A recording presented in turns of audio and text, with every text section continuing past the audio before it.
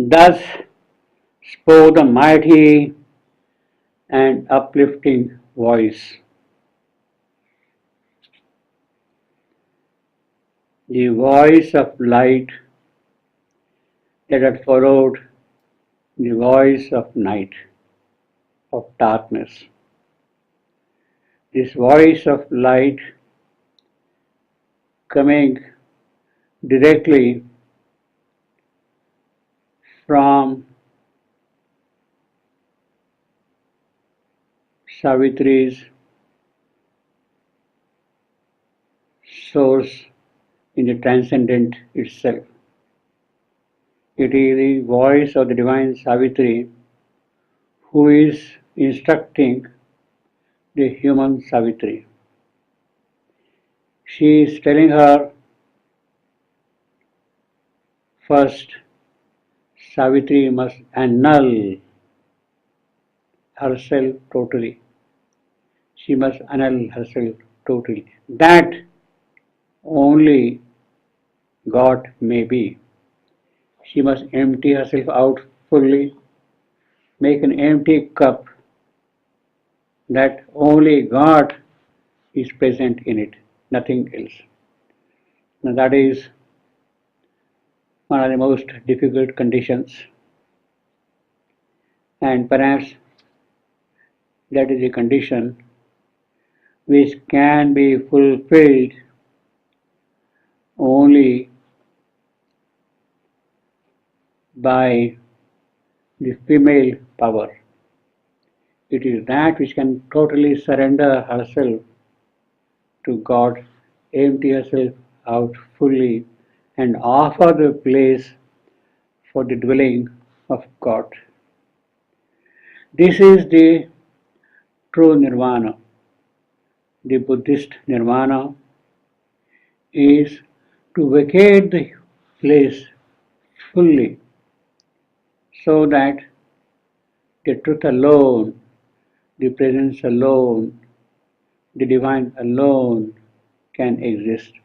All the traces of nature, of cosmic existence, all its flaws, defects, ignorance, death, suffering, pain, whatever, even the good, all that has to disappear totally. The cosmic past has to be wiped out so that the cosmic future opens out. Savitri was told by the voice of the light, annul thyself, that only God may be. That is how she got the instruction, and then thus Savitri's work starts. In fact, at every crucial stage of yoga, Savitri gives direct divine guidance from her supreme source. She is instructed. Human Savitri is fully open to it. She has the contact with her original self, and she can receive directly what the original self would like Savitri to do. And that is how the yoga of Savitri is proceeding. In that sense, definitely in that sense, the book of yoga, book 7 in Shivandu Savitri, is the book of yoga for Savitri. It is not the book of yoga for me, for you, for him, her. No, it is not for anybody except for Savitri. It is specifically meant for Savitri. And therefore it is futile for us, it is wrong for us to follow the book of yoga as a textbook for us to do sadhana or to approach God. It is not that. We have to have our own book of yoga. Each individual has to have his own book of yoga. And that book of yoga for the individual will come to the individual when his soul is directly in contact with his central being.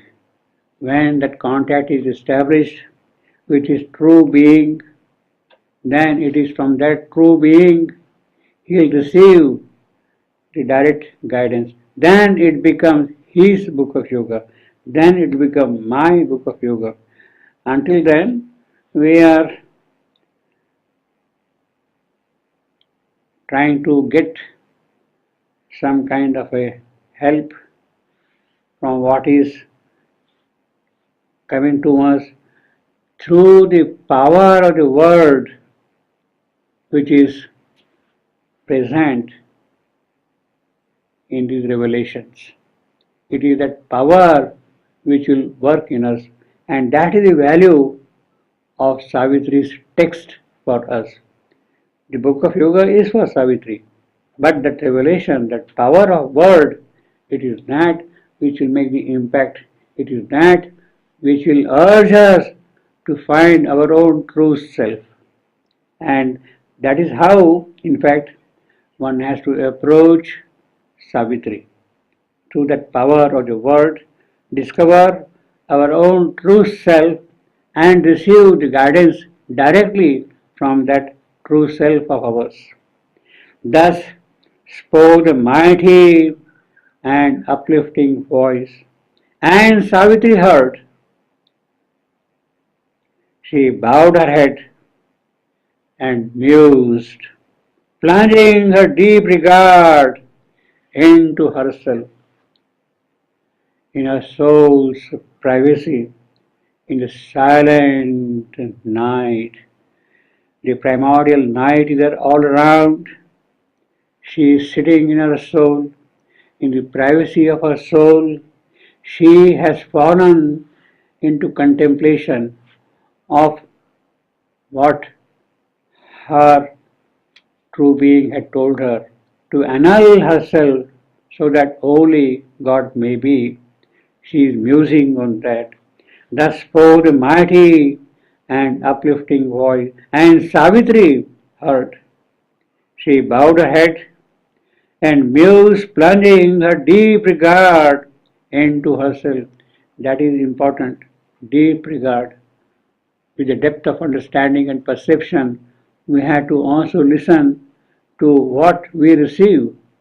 We are being told, we are given advice, but we have to see in the depths of our soul, in our soul's privacy, in the silent night, aloof and standing back, detached and calm. That is the condition. That is what Savitri is musing.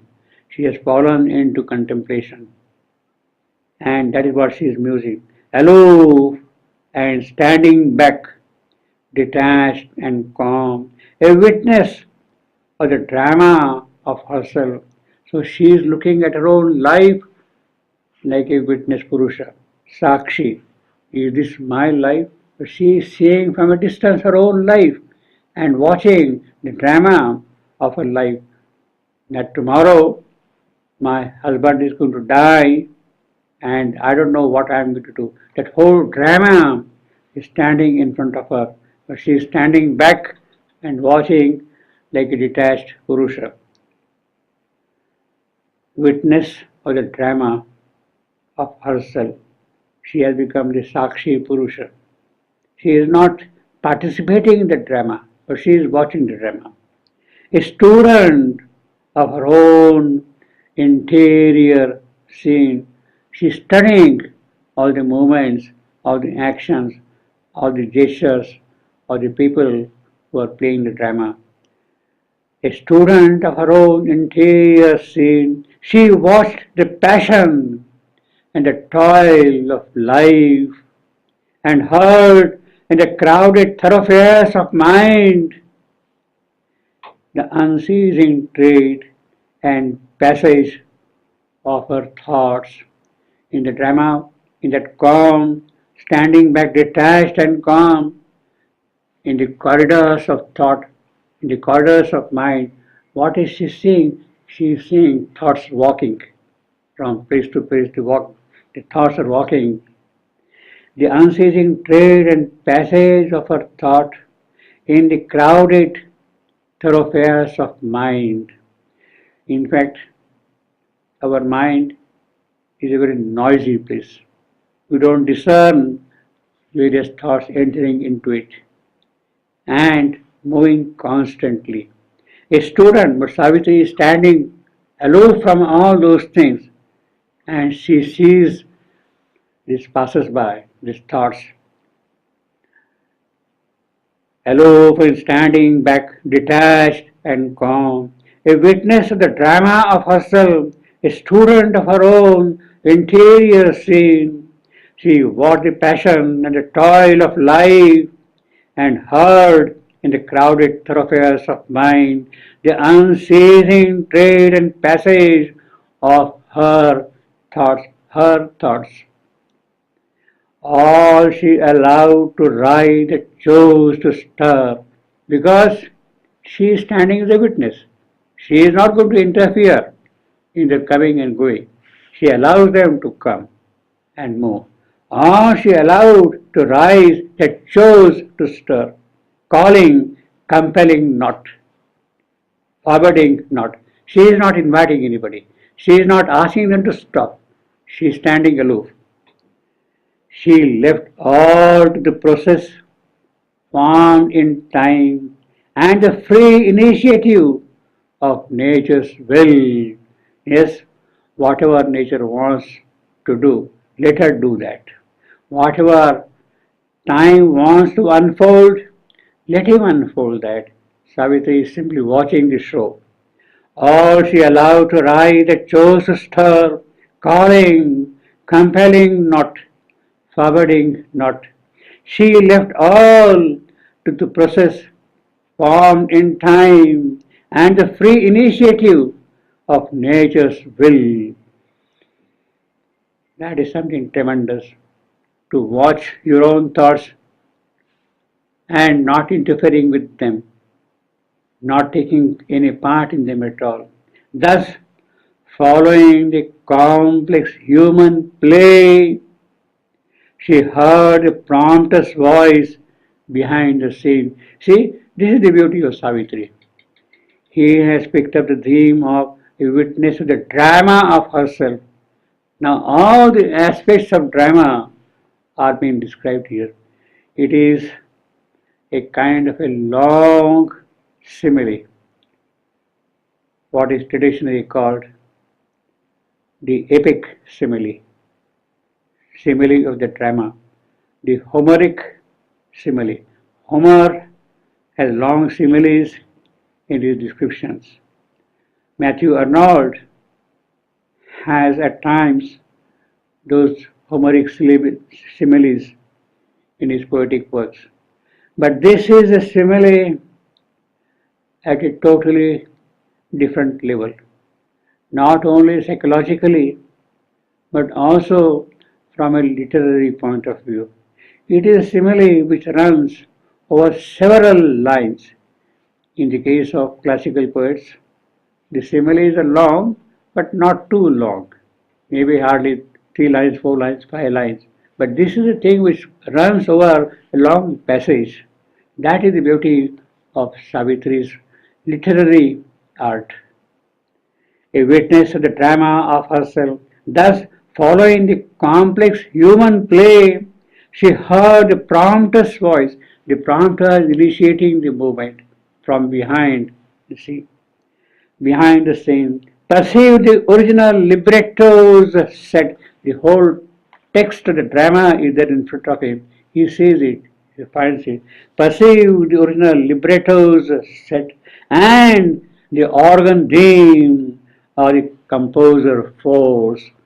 The force, who is the composer of the drama, who has written this text for the play, it is that Savitri is watching. Thus, following the complex human play, she heard the prompter's voice behind the scenes, perceived the original libretto's set, and the organ theme of the composer force. Organ theme, well, We might have huge, majestic organs, maybe with 10,000 pipes, and playing music in a big way. But this is an organ at a totally different level. 10,000 may not be enough. It is the organ team which needs an organ. We should have countless organs, innumerable organs. And it is that music which Savitri is hearing. And who is the composer of that music? The force herself, Shakti, her own Shakti. It is she who has composed the text for the drama, and it is that which is being played. Thus, following the complex human play, she heard the prompter's voice behind the scene, perceived the original libretto's set, and the organ theme of the composer force. All she beheld that surges from man's depths, whatever is coming out from man's depth, from the subliminal, from the subconscious, all that is rising up. Savitri is seeing that. That is the aspect of the force, of nature's force. All she beheld that surges from man's depth. The animal instincts, what is that all? First, the animal instincts prowling with leaves, trees, the way the animals move. The impulses that whisper to the heart, and passions, thunder chase, sweeping the nerves.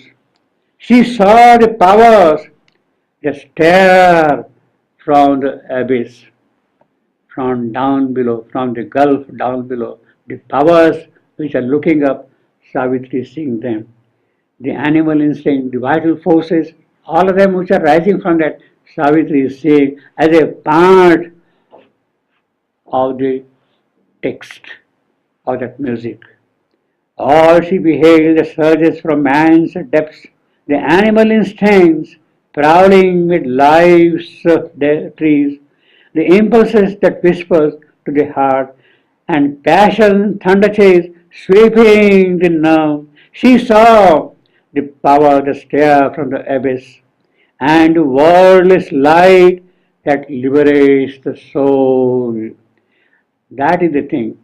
Savitri sees both the aspects. The powers which rush up from below, from the nether depths, and the light that comes from above in the drama of life, of existence, in that music, in that text, Savitri is reading all these aspects. She saw the power of the stare from the abyss and the wordless light that liberates the soul. And what a beautiful line this one. And the wordless light that liberates the soul. See the alliterations of well. Wordless light liberates the soul. The liquid flow, the line. That's the poetry of Savitri. See, while he is describing all these beautiful things, the poetry also moves in that inspiration. Both flow together. The contents and the style, they rush together hand in hand. But most of most her gaze pursued the birth of thought. Yes, she is seeing all these thousand aspects of life. The music or the composer force is hearing with all these elements present in it. But what Savitri notices in particular are not these elements rising from above, something rising from below, something coming from above. She is not so particular about that. She is a witness Purusha. Yet at the same time, she is selective in her observation. She wants to see certain aspect, this aspect, this aspect, this aspect. But most her gaze pursued the birth of thought. Her concern is where from do these thoughts come? She heard the unceasing trade and passage of thoughts in the corridors of mind. Mind is a noisy place. The thoughts are moving, rushing, on the pathways of mind. Wherefrom are these thoughts coming? What is their origin? Is mind the creator of these thoughts? It cannot be, because mind is only a corridor. Thoughts must be coming from somewhere else and walking down these corridors. Wherefrom are these thoughts coming? Therefore, her concern is, but most her gaze pursued the birth of thought. Wherefrom are these thoughts coming? A franchise from the look of surface mind. Savitri can discern the presence of these thoughts. That is all right. She is particular to know the birthplace of these thoughts. In order to know that, she has to be free from her surface mind, from her Jagrata state. She must go deep within herself. Appreciated from the look of surface mind, she paused not to survey the official case. Is mind the creator of this thought? She is not going to pause with that. That is an official case. We think that is the brain which is producing thought. Perhaps that is not there. She paused not to survey the official case. The issue of form from the office of the brain is factory of thought sounds and soundless words and voices stored within, unheard by men, voices stored within, unheard by men. Its mint and treasury of shining coin. Savitri is not going to pause with that. Savitri feels, knows, perceives, discerns, has some kind of an instinct that cannot be the case. Brain is not the birthplace of thought, because she has freed herself from the surface mind. Affranchised from the look of surface mind, she paused not to survey the official case, the issue of form from the office of the brain, the factory of thought sounds and soundless world, and voices stored within, unheard by men, its mint and treasury of shining coin. They are not coined there in the brain, thoughts. They have their birthplace elsewhere. These were but counters in mind's symbol game. What these thoughts are there, what you are seeing, they are only tokens, counters in the game. Yes, I have won so many points. It is that kind of a counter. These thoughts are there. These were counters in mind's symbol game. A gramophone's disc, a reproduction's film. They are not the original places. It is only a disc which is playing some other music. It has been embedded there elsewhere. A gramophone's disc, a reproduction's film, a list of signs, a cipher and a code, a cipher and a code, Morse code. There is a separate code for that. It is that Morse code which she is seeing that it cannot be from there, from that thing. Well, Shravandu has used the technical words of that time, gramophone, film for reproducing things, then cipher and code, Morse code and all that thing. Had he written Savitri today, perhaps he might have used some other similar CDs, videos, DVDs, and things like that. But that is the epic. These were but counters in mind, symbol game, a gramophone's disc. They are obsolete now. Nobody knows gramophone. A reproduction's film, a list of signs, a cipher, and a code. In our unseen subtle body, thought is born. Not in the brain, but in our unseen body, the thought is born. The subtle body, Sukshma Sharira. It is in the Sukshma Deha that the birth of thought takes place. If it is not in the Sukshma Deha, in the subtle body, then it is something which comes from the cosmic field. In our unseen subtle body, thought is born, or there it enters from the cosmic field. So he has at once dismissed brain as something which is producing thought. It is not that. Thought would come either from the subtle body or it would come from the cosmic field. It is that Savitri is going to watch whether it is coming from the subtle body or whether it is coming from above. In fact, Savitri is going to see both the sources of thought from Sukshma Deha and from the cosmic field. These were but counters in mind's symbol game, a gramophone's discs, a reproduction's film, a list of signs, a cipher and a code. In our unseen subtle body, thought is born, or there it enters from the cosmic field. Now, this is possible only when mind you are free from the surface mind, a franchise from the look of surface mind. Only then there is a possibility of tracing the arrival of thought from within or from above. Now, this is something important also from the autobiographical point of view. Shebendo had the experience of what he calls the silent mind. It happened around 1st January 1908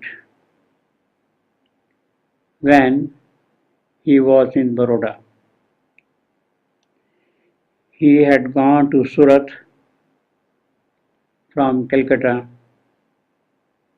to attend the Surat conference in the last week of December 1907, and then he stayed there for a few days. He was in search of some guidance, some spiritual help. It is at that time his brother Barin, who has some contacts with people around, he made contact with Vishnu Bhaskar Lile, the Maharashtrian yogi, and it is Barin who had brought Lile to Baroda, where Shebendo stayed for a few days. In Baroda, as I said, around 1st January 1908, they sat in a room totally cut off from everybody else for 3 days in the palace of Jadhav, where Shebendo stayed. Lele had told him the first instruction which he had given to Shebendo was, Lele told him, "You keep your mind silent and you will see thoughts coming from outside. You will see thoughts coming to you from outside. And it is possible for you to stop them into entering into you. It is possible for you to stop them entering into you." Within 3 days, he could get that siddhi, that realization. He could see the thoughts coming from outside and he could stop thoughts entering into it. And that is what he calls the silent mind, where there is no thought at all. It is in that silent mind he would get true advice, true inspiration, true adesh, true command. Whatever he wanted to do, he would get in that state. In fact, that was the state which never left him afterwards. It remained with him all through. The silent mind, what one would call metaphysically the passive Brahman. He had the realization of the passive Brahman within 3 days, and Lele himself was stunned by the speed with which he got it. That became the foundation of his spiritual life. In fact, it is not here, but it is there in other places in Savitri. In another maybe 6 months or 8 months, he got another major spiritual realization. After he went back to Calcutta, he plunged, of course, he was always there, but he plunged into all the political activities with that silent mind always being there. He wrote his articles, he gave speeches, he moved around here and there with a silent mind. When he was arrested in May 1908 in the Alipur bomb case, he was put in Alipur jail as an under trial prisoner. And within months of his being there in the jail, maybe 2 months or so, he got a major spiritual realization of seeing the presence of Vasudeva everywhere, in the prisoners, in the jailer, in the court, in the judge, all around. He saw Vasudeva, Vasudeva, Vasudeva, everywhere. It is the aspect of dynamic Brahman which he realized in the jail. To get these two major spiritual realizations of the passive Brahman in January 1908 and the active Brahman maybe around July, August 1908, within 8 months, two major experiences, something most remarkable. It has never happened in the spiritual history. These two experiences became the foundation of his future yoga. Now, when therefore he says the thought comes from outside, in our unseen subtle body, thought is born, or there it enters from the cosmic field. We can see that this is the description of a spiritual experience which he had himself. Now, he has left here two alternatives: thought coming from above, thought taking birth in the subtle body. Which of these two would have been in the case of Sri Aurobindo? Did the thoughts come from above, or thoughts are born from within? I would think that it is from above, from the cosmic field, that the thought was entering into him. There it enters from the cosmic field. It is perhaps that experience which he had around 1st January 1908. Why thought entering from the cosmic field and not thought rising from the subtle body? Because Lily had told him, you will see thought coming from outside and you can stop them. That is a clear indication that the experience which Shivandu had was the experience of thought coming from the cosmic field.